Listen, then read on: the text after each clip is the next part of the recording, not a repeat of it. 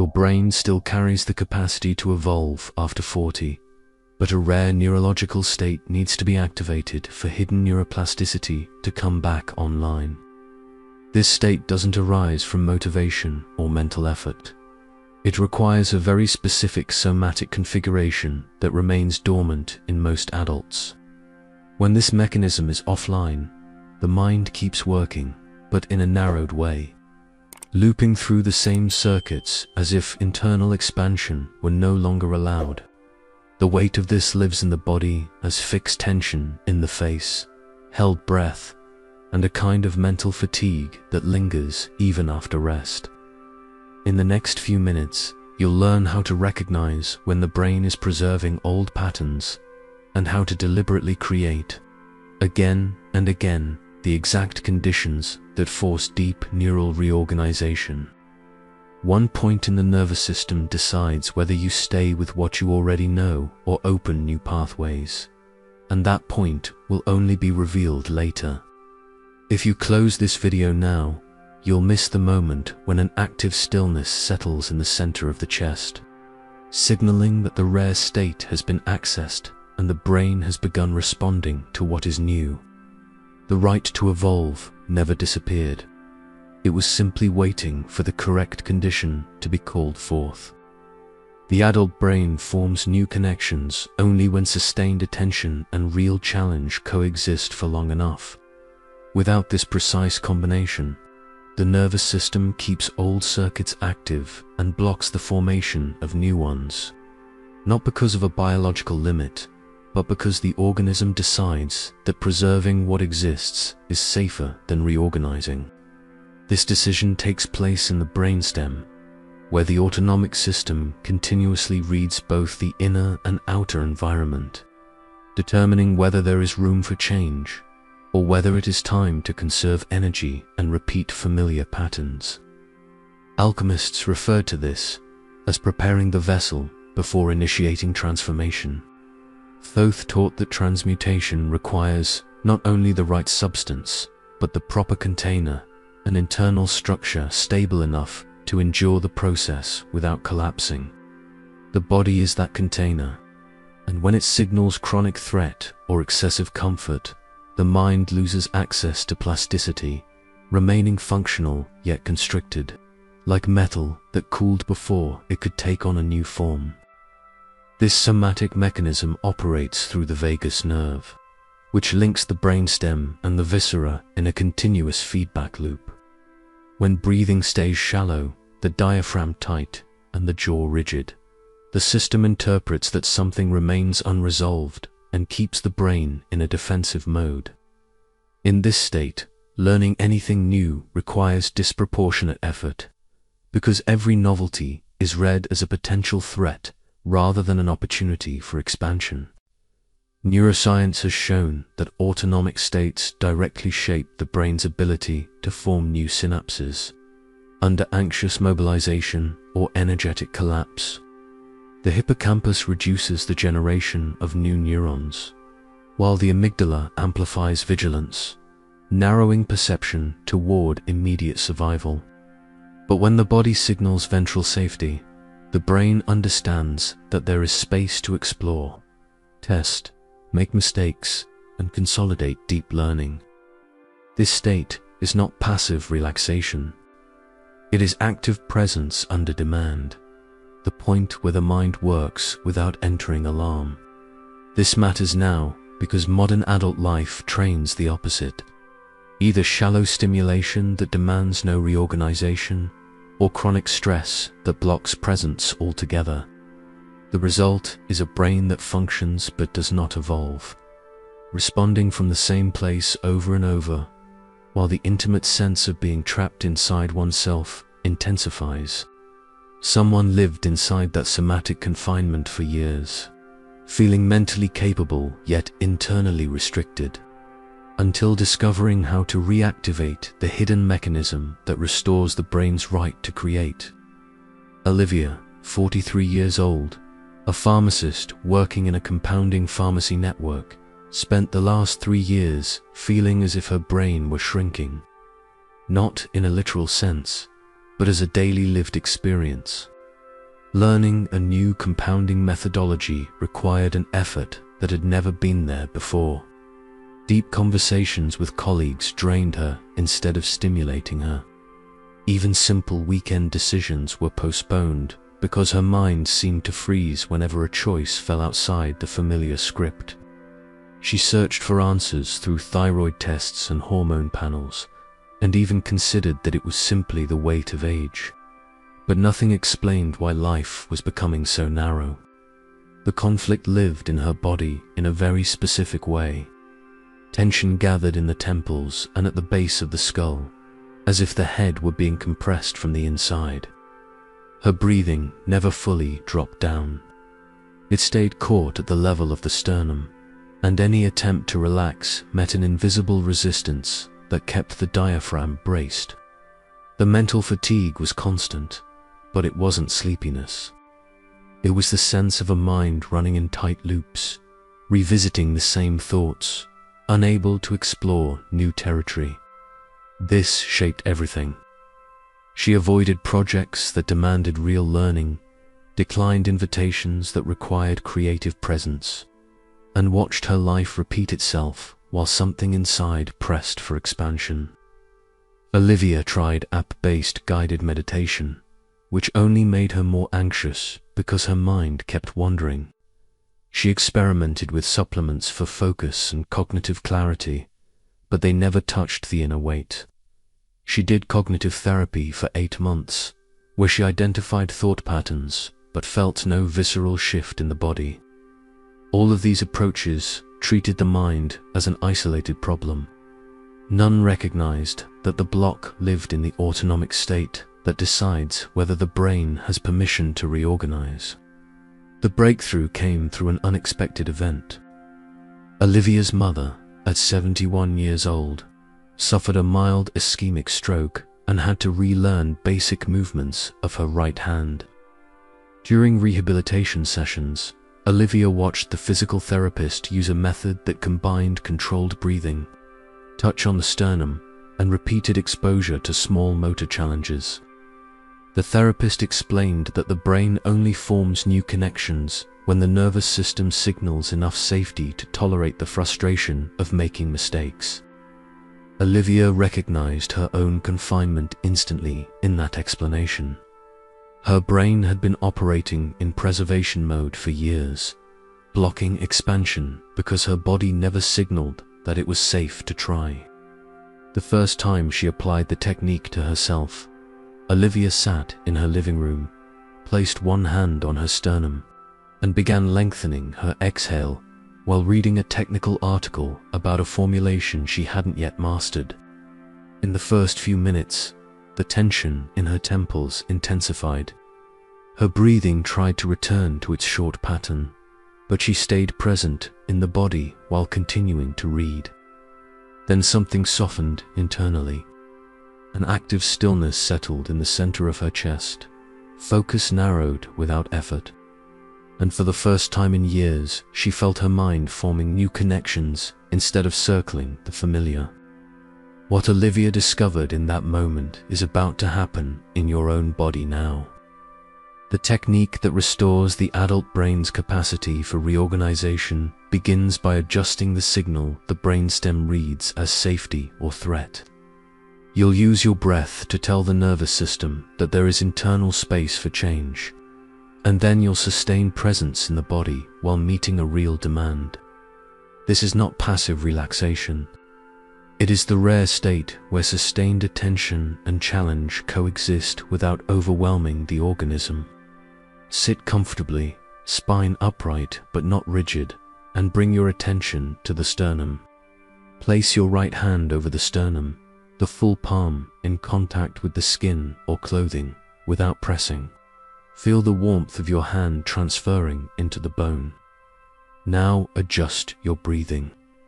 Inhale naturally through the nose, counting to 4. Hold the breath for 1 second. Then exhale slowly through the mouth, counting to 6. The exhale needs to be longer than the inhale. Repeat this cycle 6 times, keeping the hand on the sternum. As you breathe, notice where tension is concentrated. It may be in the temples, the base of the skull, the jaw, or the shoulders. Don't try to force relaxation. Simply register where the body is braced. Continue with the extended exhale and observe whether the diaphragm begins to soften. When the exhale drops into the lower belly, the brainstem receives the signal that it is safe to reorganize. Now choose a real demand. It can't be something too easy, because the brain doesn't form new connections without genuine challenge. It also can't be something impossible, because the system would collapse. Choose something at the comfortable edge of your capacity. Reading a dense technical text, solving a nonlinear problem, learning a new physical movement. Place yourself in front of that demand. Keep your hand on the sternum and return to the lengthened breathing. Inhale for 4, exhale for 6, and begin engaging with the chosen task while you breathe. In the first few minutes, the mind will want to drift, or facial tension will try to increase.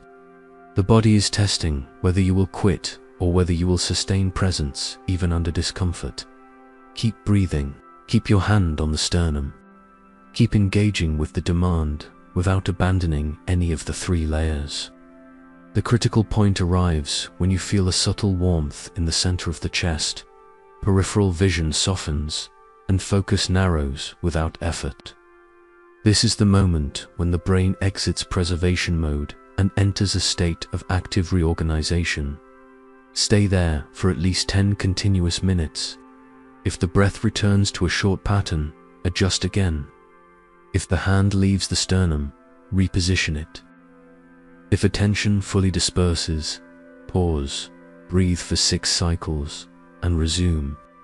The practice requires repetition so the nervous system learns that this state is safe and available whenever you call it. Before moving into the second layer of the technique, you need to know exactly what happened to Olivia in the months following that first bodily experience.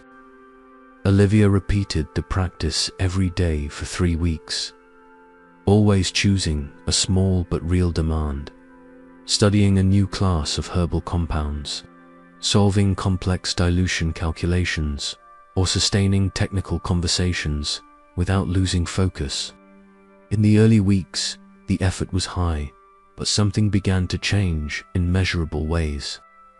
The chronic tension in her temples released for the first time in years, and her breathing naturally began to drop into the lower belly. The mental fatigue that had once been constant decreased dramatically, and Olivia noticed she could learn complex concepts without the disproportionate weight that had previously turned every novelty into a threat. Unpredictable decisions stopped feeling dangerous. She began a project she had postponed for 5 years, developing a line of personalized formulations for chronic pain, something that required dense study, repeated testing, and tolerance for error. Her relationships changed as well, because Olivia was present during conversations rather than merely functional, and that opened a level of intimacy that hadn't existed before. The body revealed the shift visibly. The jaw softened, the face lost its fixed rigidity, and she returned to sleeping deeply. What Olivia felt during those first weeks is exactly what is beginning to take shape in your body now. Now that the rare state has been accessed, you will integrate this presence through daily micro-rituals that keep the brain in active adaptation mode. The second layer of the technique consists of choosing every day one deliberate demand that forces the nervous system to adjust without collapsing. It can be technical, relational, creative, or physical, but it needs to sit at the comfortable edge of your current capacity. Before starting the daily demand, repeat the breathing adjustment. Hand on the sternum, inhale for 4 seconds, exhale for 6 full cycles. Then position yourself in front of the chosen task and carry it out while maintaining the lengthened breathing and the hand on the chest. The difference now is that you will track your autonomic state in real time, recognizing when you are in the rare state. If facial tension increases too much, if the breath returns to a short pattern, if the chest tightens, you are leaving the rare state and entering anxious mobilization. Adjust the demand, reduce the complexity, but do not abandon the practice. The integration of regulated breathing, tactile anchoring, and engagement with the demand creates a loop the brain recognizes as safe for reorganization. With daily repetition, the nervous system learns that it is possible to sustain challenge without entering threat, and this expands the capacity to learn, create, and respond to what is new. The minimum time for each session is 10 minutes, but you can extend it up to 30 as the body adapts. The core practice is complete, and now you will seal this transformation in the body so it becomes permanent. The signal that the rare state has been accessed and that the brain has returned to forming new connections appears as breath that drops into the lower belly without effort, steady warmth in the center of the sternum without constriction, and facial tension releasing in the temples and jaw. These markers are not abstract. They are trackable and measurable each time you repeat the practice. When they appear together, the nervous system is signaling that it has left preservation mode and entered active reorganization. To anchor this state and make it accessible at any moment, use the following signal gesture. Place your right hand on the sternum with gentle micropressure and lengthen 3 full exhales, counting to 6 on each one. This takes about 40 seconds and can be done discreetly in any context, before a difficult meeting, in front of a task that demands learning, or when you notice the mind returning to the same old paths. When you feel mental fatigue returning or notice that you are avoiding a real demand in anticipation, stop immediately and do the following. Place your hand on the sternum. Breathe 6 lengthened cycles with a 6-second exhale, and then choose the smallest demand available in that moment. Something that requires deep attention but does not paralyze you. Sustain presence while you engage, and repeat internally. I sustain presence under real demand, and the brain returns to creating. This reactivates the state and prevents the old pattern from taking over. What has been sealed now is not just a technique. It is the recovery of a biological right that never disappeared, only waited for the right context to be called back. What you are sustaining is not just the memory of a practice. It is the living perception of when the brain is preserving and when it is creating. That difference shows up as breath dropping without command, focus narrowing without effort, and the ability to choose challenge instead of avoiding it.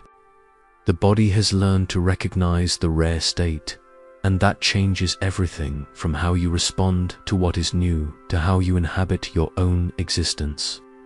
Neuroplasticity did not disappear. It was simply waiting for the right signal to be called back. This experience is the initial layer of a much broader process. The adult brain holds other forms of reorganization that have not yet been touched, other territories where preservation still governs and creation has gone quiet. Each practice reveals a different portal in the nervous system, and continuity deepens what was initiated here. The right to evolve does not end with this video. It expands every time you sustain presence under real demand.